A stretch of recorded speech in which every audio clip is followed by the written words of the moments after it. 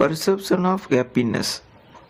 இந்த படத்தை முக்கால்வாசி படத்தை நம்ம ஸ்டேட்டஸ்லேயே பார்த்துட்டோம், வாட்ஸ்அப்லேயும் இன்ஸ்டாகிராம்லேயுமே பார்த்துட்டோம்.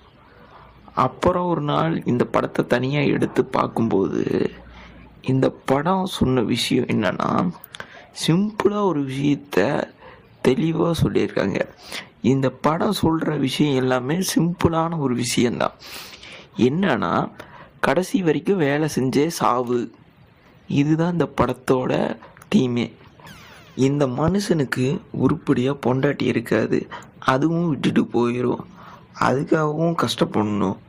பையனையும் ஒரு நல்ல ஸ்கூலில் படிக்க வைக்க முடியாது, அதுக்காகவும் கஷ்டப்படணும்.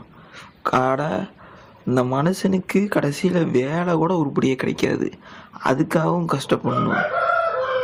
இப்படி எல்லாத்துக்காகவும் இந்த மனுஷன் கஷ்டப்பட்டுட்டே இருக்கணும். இதுதான் இந்த படத்தோட தீம். அப்போ தான் நம்ம தலைவர் சொன்னது நான் வந்துச்சு, வாழ்க்கையில் எதுவும் கஷ்டப்படாமல் கிடைக்காது, அப்படி கஷ்டப்படாமல் கிடைச்சதுன்னா அது நிலைக்காது. ஒரு ஆம்பளையாக படுற கஷ்டத்தை கஷ்டப்பட்டு எடுத்து கஷ்டத்தை காட்டியிருக்காங்க. நம்மளும் ஒவ்வொருத்தரும் இப்படி கஷ்டப்பட்டு வாழ்ந்து கஷ்டத்தை அனுபவித்து கஷ்டத்தை கடந்து போகக்கூடிய மனிதர்களாக நம்ம கஷ்டப்பட்டு வாழணும் அப்படிங்கிறதுக்கு இந்த படம் ஒரு சிறந்த மோட்டிவேஷன்.